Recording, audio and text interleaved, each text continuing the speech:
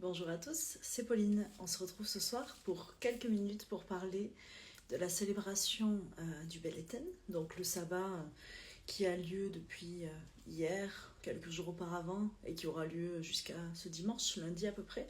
Vous savez que le sabbat c'est une énergie, alors c'est pas seulement un passage énergétique attribué à une date précise, c'est un courant. Et en plus, comme vous avez dû le voir, il y a la lune aussi en scorpion. Donc ça joue sur beaucoup, comment je vais dire, d'introspection, mais aussi de mise en lumière. Vous avez dû le sentir que depuis quelques jours, peut-être, on vous prépare à vous délester de certaines choses. Et pour certains, ça a commencé il y a déjà quelques semaines. Donc je pense que vraiment cette lune, avec l'ascendance, on va dire, du scorpion, plus ce passage du Belten qui nous pousse encore plus à aller au dehors, encore plus à aller vers le soleil, et là pour parfois nous chahuter un peu, nous bouleverser, mais juste pour pouvoir en tirer le meilleur et voir qu'est-ce que nous souhaitons à nouveau engranger en nous, faire vibrer. Donc cette fête du Belten, vous verrez qu'il y a beaucoup d'autres vidéos qui vous parleront plus du mythe.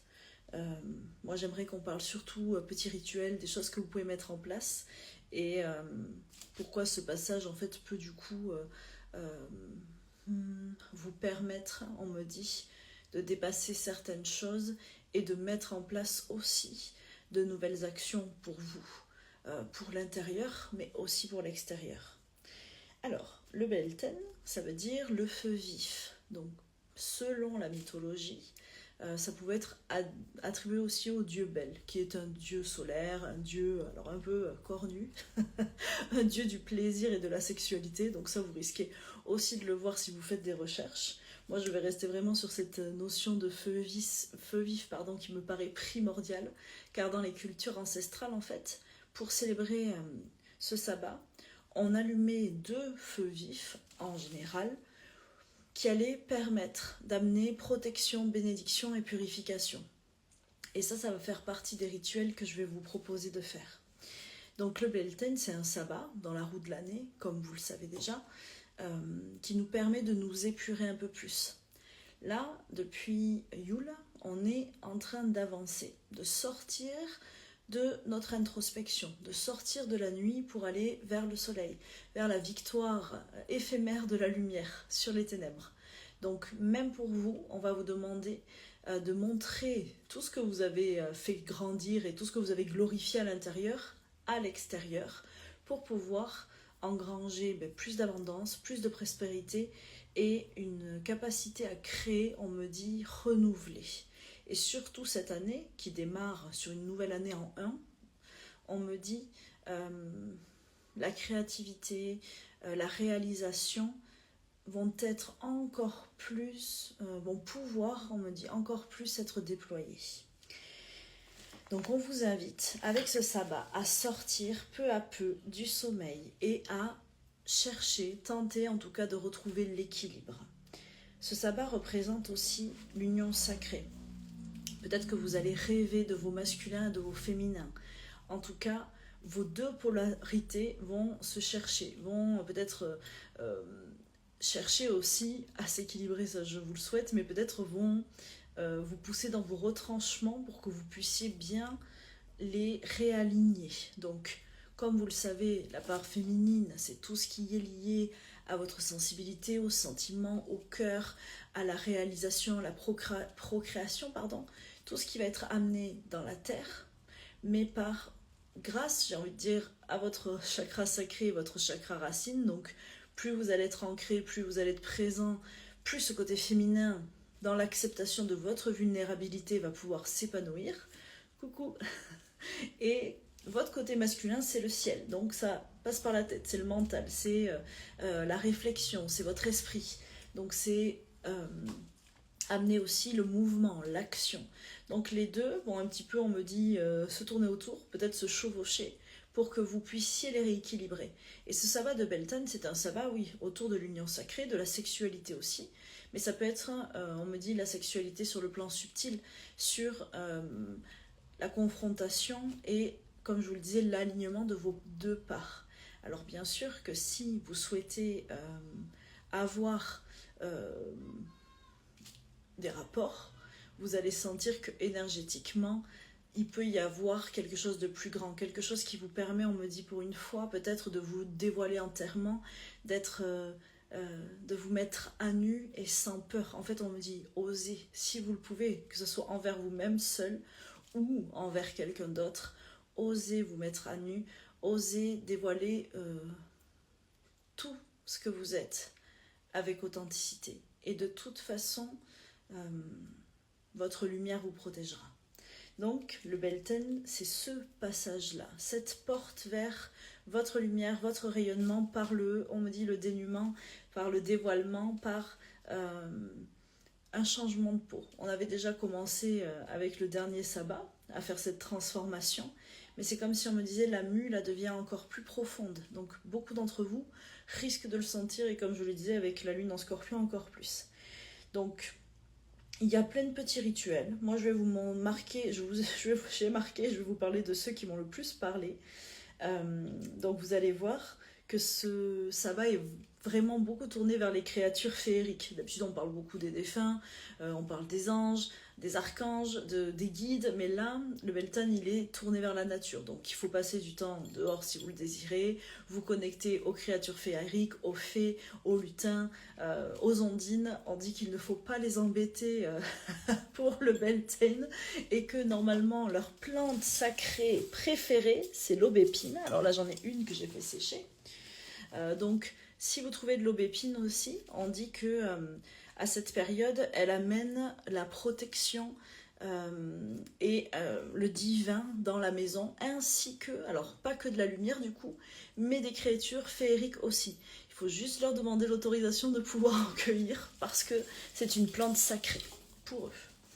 Et du coup, le premier rituel que moi je vais mettre en place pour ma part, et voilà, peut-être que je proposerai dimanche, je veux pas trop en dire, je veux rester dans le mystère pour que vous veniez profiter de ce moment avec moi. Donc oui, dimanche nous fêtons Beltane ensemble, je pense que ce sera à Pau parce que le temps est encore très orageux, donc si vous souhaitez vous inscrire, c'est encore possible. Alors, le premier, ça serait soit faire une plantation, soit rempoter une plante, faire un semis comme vous le souhaitez, mais tout en mettant l'intention dans votre conscience en fait que chaque part de cette plantation, c'est une part de vous. Donc par exemple, quand vous allez prendre le terreau, ça sera votre corps physique. Donc comment vous voulez vous traiter, comment vous allez en fait agir avec douceur pour préparer ce terreau pour la plante, ça sera comme un soin que vous vous donnez en conscience à votre corps physique. La graine ou la plante, ce sera votre âme. Donc, choisissez-la en conscience ou avec ce que vous avez, mais mettez-y plein d'amour. Ça, c'est votre capacité à rayonner, à être, on me dit, à seulement œuvrer pour être pleinement heureux sur Terre. Donc, cette plante, cette graine, mettez-y plein d'amour, plein de lumière, plein de soin. Et si vous rajoutez par exemple de l'engrais ou de l'eau, on me dit, pendant ce rituel de plantation, imaginez que ça nourrit votre esprit. Comment allez-vous nourrir cette plante? Avec quelles pensées? Avec quelles intentions? Avec quelles envies? Donc ça, c'est le premier petit rituel que je vous invite à faire dans les jours qui viennent. Ensuite, donc comme j'ai parlé du rituel avec le feu, donc allumez un feu si vous pouvez, un deuxième ce serait bien. Normalement, voilà, comme je vous disais, il est coutume d'allumer 2 feux et en fait de passer au travers, de passer entre, ou de danser tout autour. En tout cas, moi quand j'ai demandé, on me dit ça peut être l'occasion, si vous ne le faites pas régulièrement, de faire une bonne fumigation. Moi je sais que je vais faire des bâtons, vous savez, avec du romarin et de la lavande, parce que c'est ce que j'ai dans le jardin. Et après, je vais bien enfumer, bien nettoyer, bien passer partout pour, hop, laisser partir, délester tout ce que je ne veux plus et accueillir le renouveau. Donc si vous pouvez faire du feu aussi, c'est super parce que vous allez vous nourrir de la chaleur du feu, de la présence énergétique de celui-ci pour aussi laisser partir tout ce que vous ne voulez plus et redémarrer sur une énergie de création grâce à ce feu.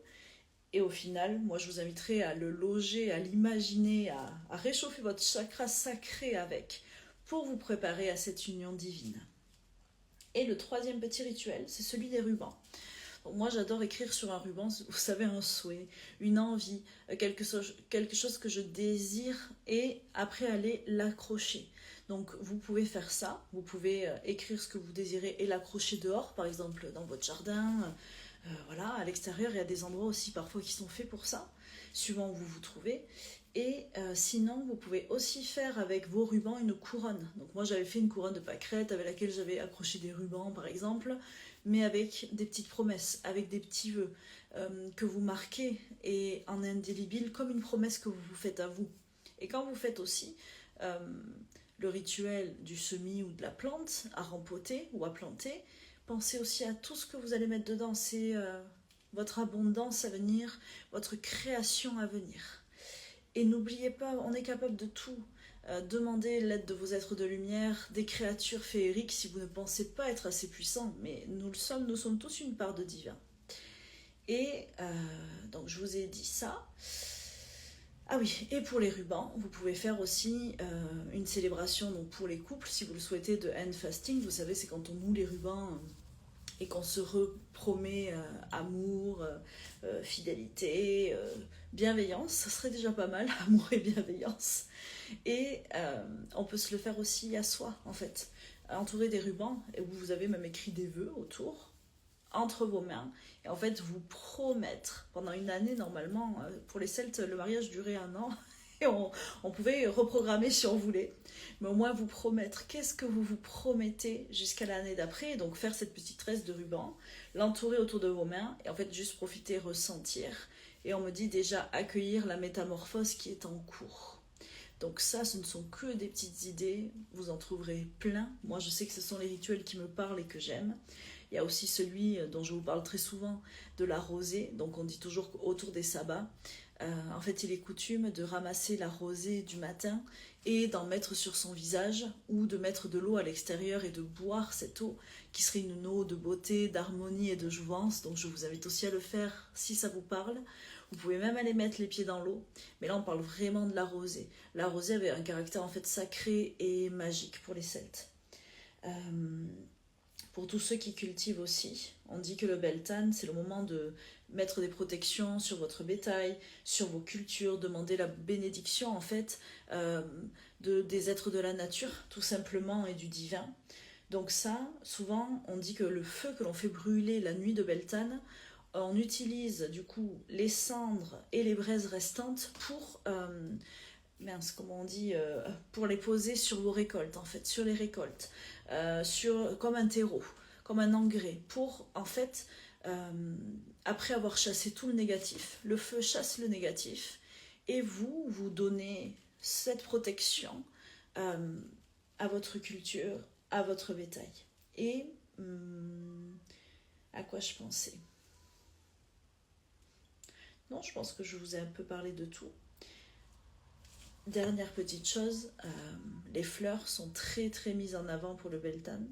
Moi cet été, non, je crois déjà être en été, pardon, ce printemps, pour l'instant dans le jardin, j'ai quelques petites roses. J'avais du lilas, mais il est déjà reparti, je pense, avec le temps qui a trop changé.